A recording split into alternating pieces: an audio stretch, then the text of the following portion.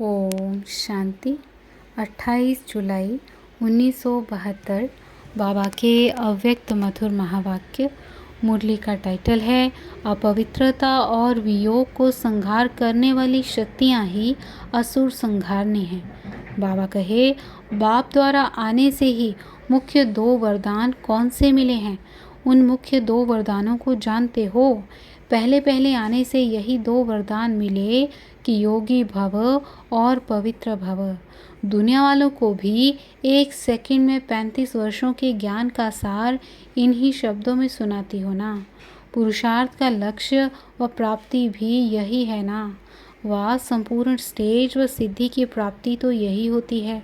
तो जो पहले आने से वरदान मिले वह स्मृति दिलाई कि अगर आप सभी आत्माओं का वास्तविक स्वरूप यही है तो क्या वह पहली स्मृति वह पहला वरदान प्राप्त करते जीवन में यह दोनों बातें धारण कर ली हैं, अर्थात योगी भव और पवित्र भव ऐसी जीवन बन गई है कि अभी बना रही हो। धारणा मूर्त बन गए हो वह अभी धारण कर रहे हो। है तो बहुत कॉमन बात ना। सारे दिन में अनेक बार यह 2 बातें वर्णन करते होंगे, तो यह 2 बातें धारण हो गई हैं व हो रही हैं। अगर योगीपन में ज़रा भी वियोग है, भोगी तो नहीं कहेंगे। बाकी रही यह 2 स्टेज, तो कब माया योगी से वियोगी बना देती है, तो योग के साथ अगर वियोग भी है तो योगी कहेंगे क्या?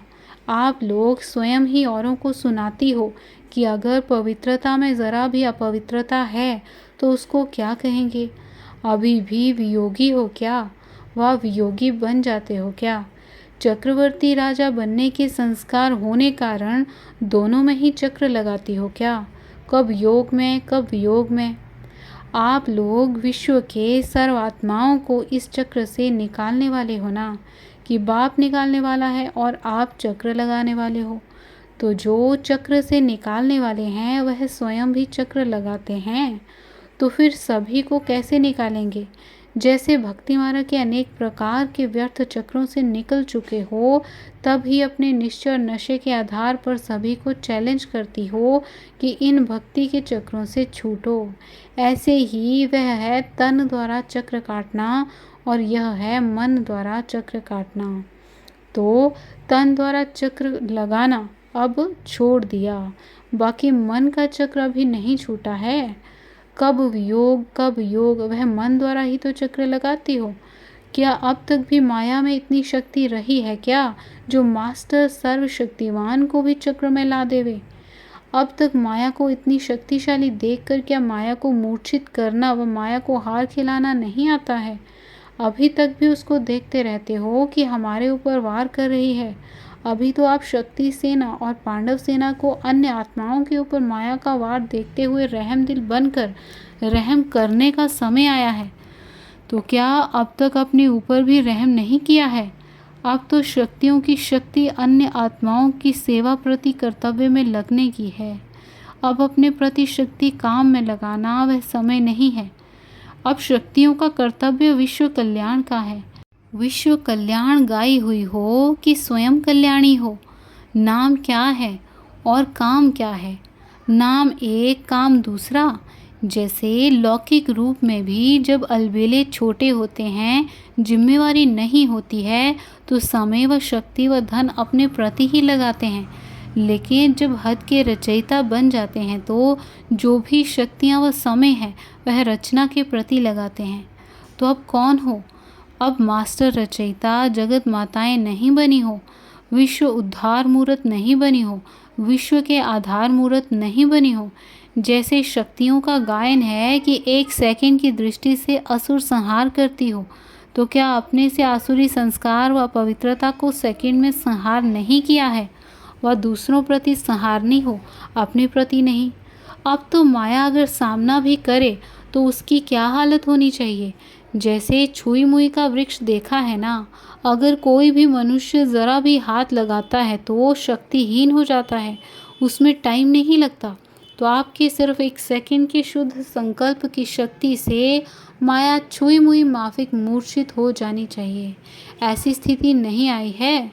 अब तो यही सोचो कि विश्व के कल्याण प्रति ही थोड़ा सा समय रहा हुआ है, नहीं तो विश्व की आत्माएं आप लोगों की उलाहना देंगी कि आप लोगों ने 35 वर्षों में इतनी पालना ली, फिर भी कहती हो योगी भव पवित्र भव बन रहे हैं, और हमको कहती हो 4 वर्ष में वर्षा ले लो, फिर आपका ही उलाहना आपको देंगे।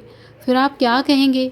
यह जो कहते हो कि अभी बन रहे हैं वह बनेंगे करेंगे, यह भाषा भी बदलनी है। अभी मास्टर रचयिता बनो, विश्व कल्याणकारी बनो। अब अपने पुरुषार्थ में समय लगाना, वह समय बीत चुका, अब दूसरों को पुरुषार्थ कराने में लगाओ। जबकि कहते हो दिन प्रतिदिन चढ़ती कला है, तो चढ़ती कला सर्व का भला, इसी लक्ष्य को हर सेकंड स्मृति में रखो।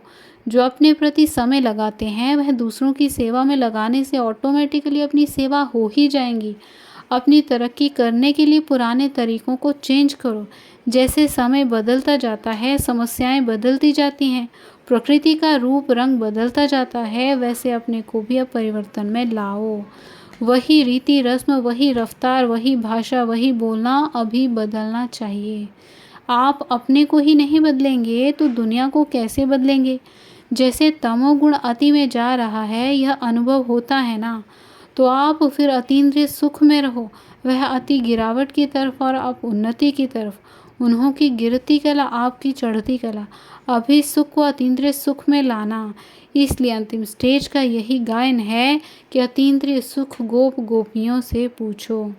सुख की अति होने से विशेष अर्थात दुख की लहर के संकल्प का भी अंत हो जाएगा। तो अब ये नहीं कहना कि करेंगे बनेंगे, बनकर बना रहे हैं। अब सिर्फ सेवा के लिए ही इस पुरानी दुनिया में बैठे हैं, नहीं तो जैसे बाबा अव्यक्त बने वैसे आपको भी साथ ले जाते। लेकिन शक्तियों की जिम्मेवारी, अंतिम कर्तव्य का पाठ नूंधा हुआ है। सिर्फ इसी पाठ के लिए बाबा अव्यक्त वतन में और आप व्यक्त में हो। व्यक्त भाव में फंसी हुई आत्माओं को इस व्यक्त भाव से छुड़ाने का कर्तव्य आप आत्माओं का है। तो जिस कर्तव्य के लिए इस स्थूल वतन में जब तक रहे हुए हो, उसी कर्तव्य को पालन करने में लग जाओ। तब तक बाप भी आप सभी का सूक्ष्म वतन में आवाहन कर रहे हैं, क्योंकि घर तो साथ चलना है ना। आपके बिना बाप भी अकेला घर में नहीं जा सकता। इसलिए अब जल्दी जल्दी इस स्थूल वतन के कर्तव्य का पालन करो, फिर साथ घर में चलेंगे व अपने राज्य में राज्य करेंगे। अब कितना समय अव्यक्त वतन में आह्वान करेंगे? इसलिए बाप समान बनो। क्या बाप विश्व कल्याणकारी बनने से अपने आप को संपन्न नहीं बना सके? बनाया ना। तो जैसे बाप ने हर संकल्प हर कर्म बच्चों के प्रति व विश्व की आत्माओं प्रति लगाया, वैसे ही फॉलो फादर करो। अच्छा, ऐसे हर संकल्प हर कर्म विश्व कल्याण अर्थ लगाने वाले, बाप समान बनने वाले बच्चों प्रति याद प्यार और नमस्ते। अच्छा, ओम शांति।